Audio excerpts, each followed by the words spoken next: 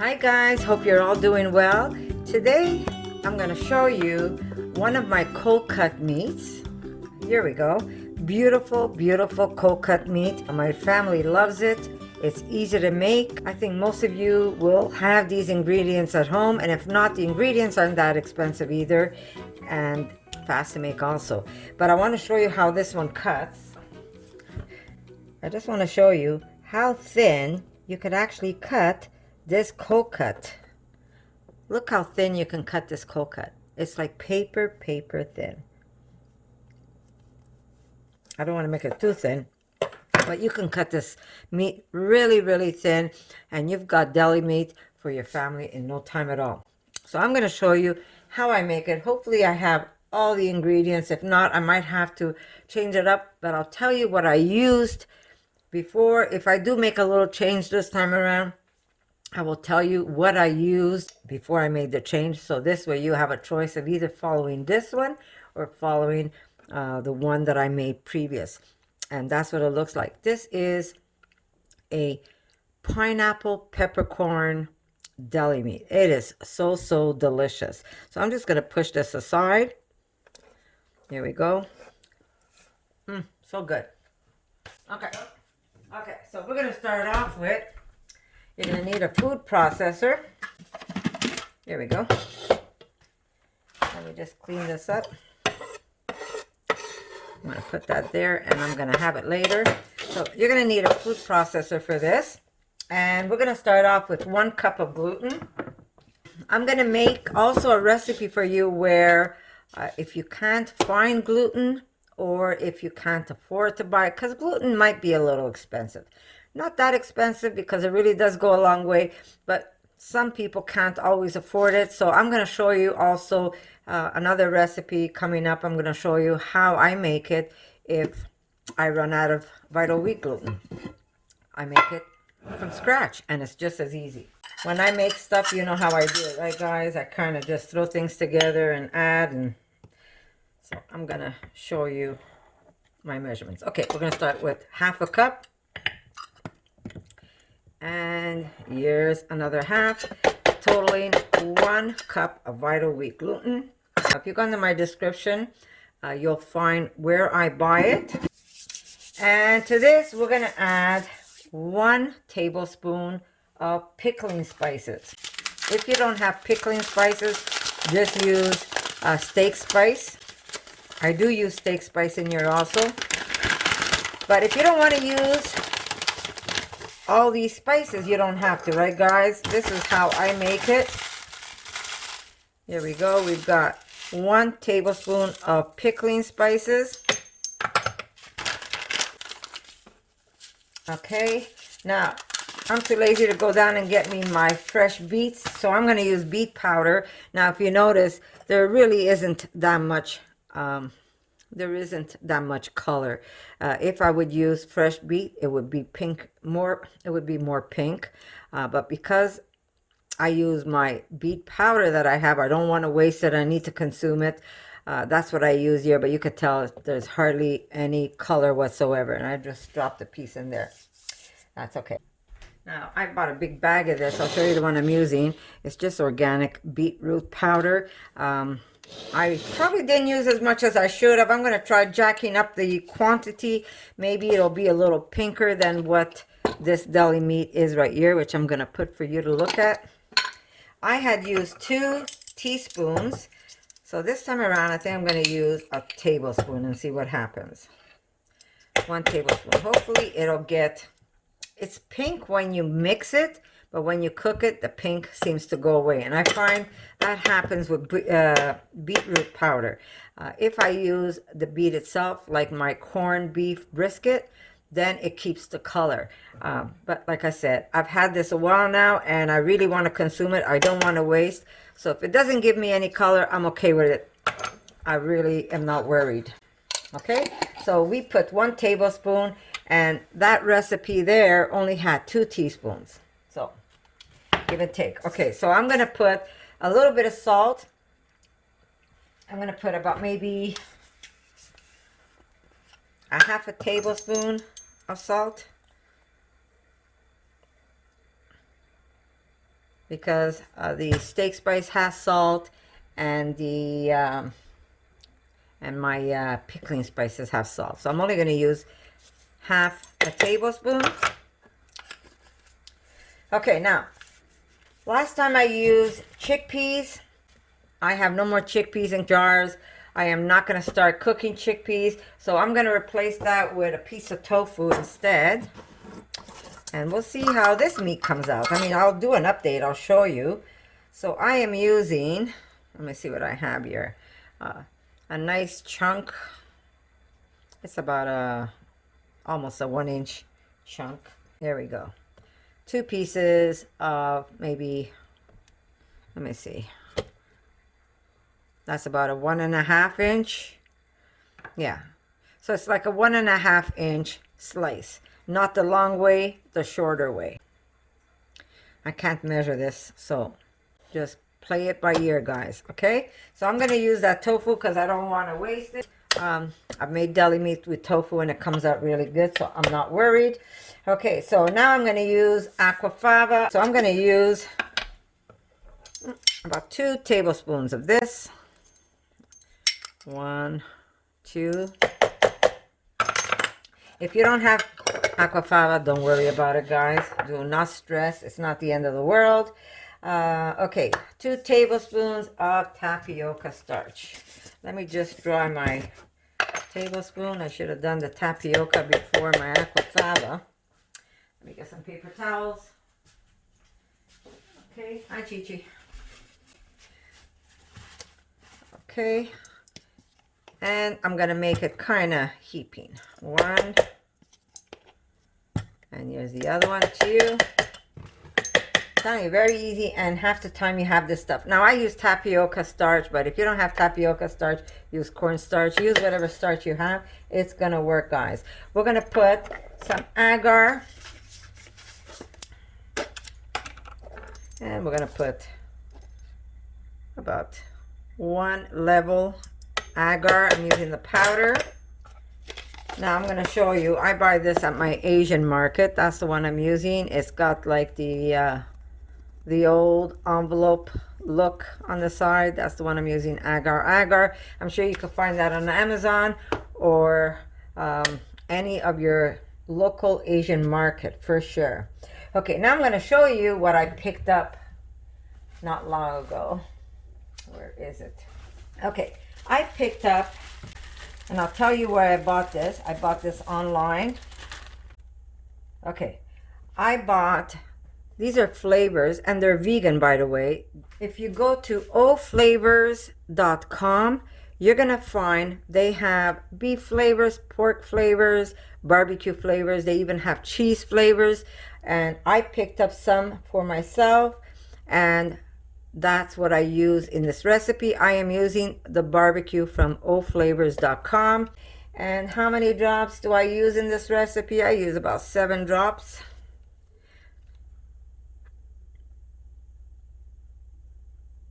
Okay, we've got 7 drops of this. And I got me some, there we go, some pork flavor. Now, this is vegan, guys, so don't freak out. So I am going to put about, I'd say about maybe 7 drops of that. Okay, let me put some steak spice while I'm at it.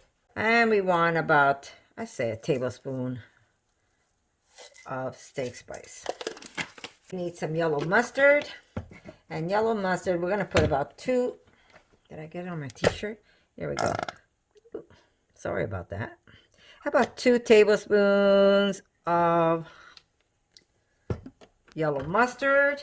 Now, I use frozen because that's what I had. It's been defrosting, but even if you don't defrost it, it doesn't matter. I'm going to tell you exactly how much I'm using. These are the size of the chunks. 1, 2, 3, 4, 5, 6, 7, 8, 10, yeah, about 12 pieces. So we've got almost a cup of pineapple, guys.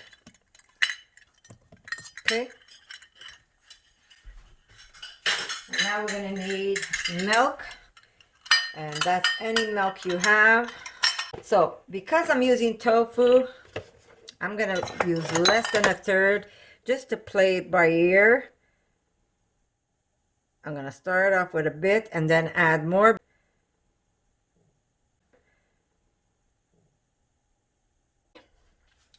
Okay, let me blend this up, then I'll show you.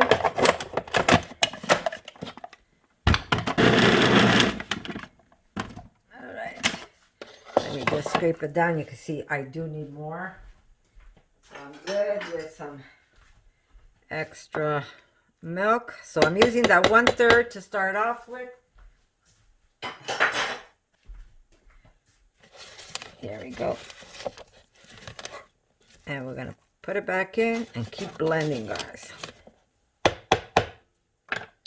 I could even use more beet powder. Let's see if we could get this meat pink. We're going to see. Okay, and we're going to use another 1/2 tablespoon. You don't even need it pink, really. It goes in a sandwich. You don't even see it half the time. Okay. All right. That's what it looks like so far.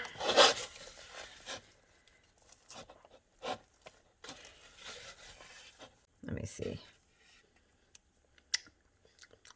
Just taste it. This one's really good.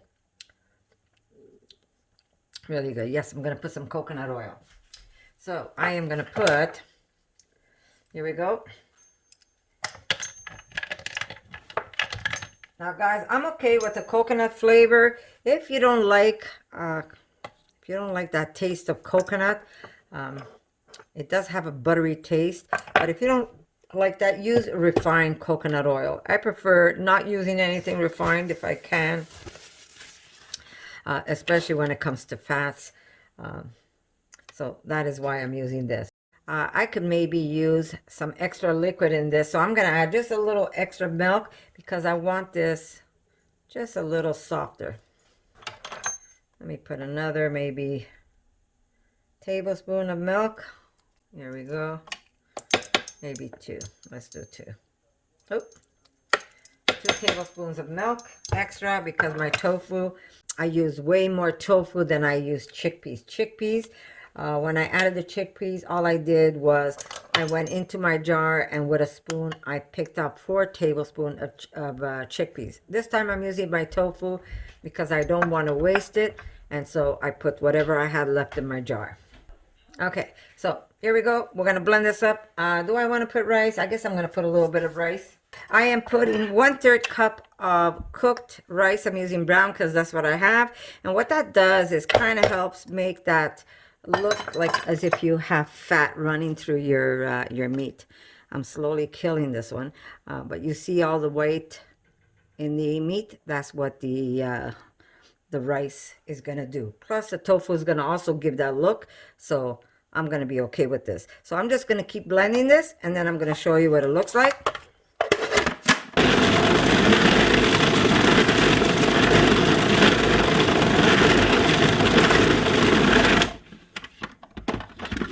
Okay. So here we go.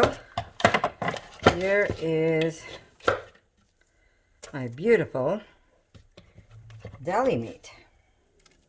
And look at the amount you get for the amount of ingredients that we put in. Now, remember, like I said, if you don't have those flavors, do not beat yourself up. What's good about this is if you're okay, this is good for also people who are transitioning, right? A lot of people can't give up certain foods, especially while they're trying to go from eating meat to not eating meat at all. Kind of helps them with their transition. So you're going to get quite a bit of meat. I just want to give it a little coat of oil, only so it could help me roll this. There we go.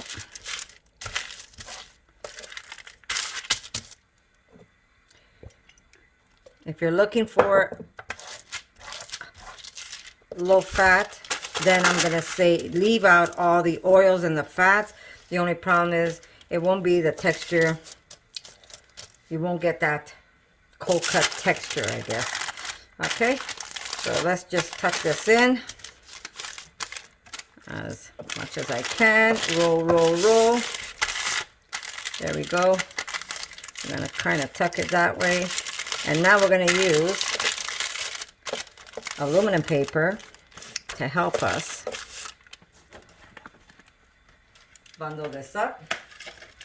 Now, if you don't have parchment paper, I guess you could use some, sorry. If you don't have parchment paper, I guess you can use some cellophane. I'd rather not use the cellophane. I used to use the cellophane in the beginning, but yeah, I stopped using it only because, you know, I try to do my part. And if I don't break this paper, I'm able to reuse it a long time, so I'm okay also. All right, so we're going to, maybe this way. Okay, we're just going to pick this up. And we're going to kind of just bend it so all the stuff that's in it, like the fats, won't run out on you. Here we go.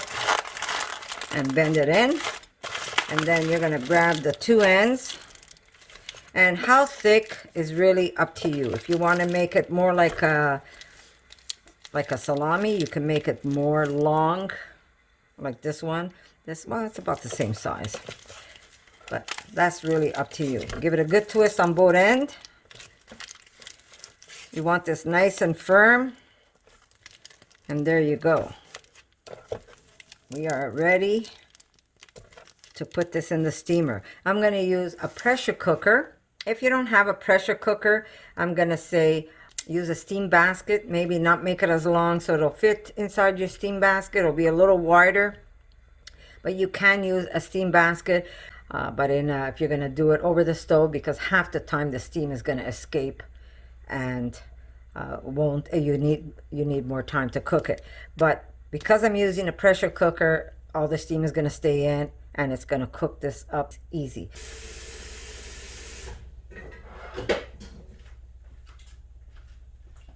Okay, so I am using a Starfrit pressure cooker, and it comes with like a little rack. So I put water underneath. There we go. I will tie it so it doesn't open up. There we go. Okay, that's just going to help it hold the seam down for me. You could put more than one if you want to. Here we go. And into the pressure cooker it goes. So that's what my cold cut roll is going to look like. Hopefully it's going to cut just as good as the other one, but we will see how that works out, and I'll make sure that I write down everything that I did to this recipe. If I added extra milk, I'll tell you how much more I added, and we'll see how it turns out. But these are great things to have on hand. If you make a big roll like this and you say, well, my family's a little small, cut it in half, put half in the freezer, the other half leave it in the fridge, and cut it as you need. But very easy, guys. Very easy. Okay, so I'm going to see you once it's done and once it cools off. Remember, when you make any type of seitan roll or seitan cold cut or seitan meat, it's always better after it cools off. So take it, cool it off, put it in the refrigerator, and once it's nice and cold, start cutting it up to see what that's like. So I'm going to show you once this is cooled off, which will probably be sometime tomorrow. So I'm going to say I love you, and I'm going to see you after this is done. For more videos like this, make sure to subscribe to Connie's RAWsome Kitchen, give it a thumbs up, and share it with your friends.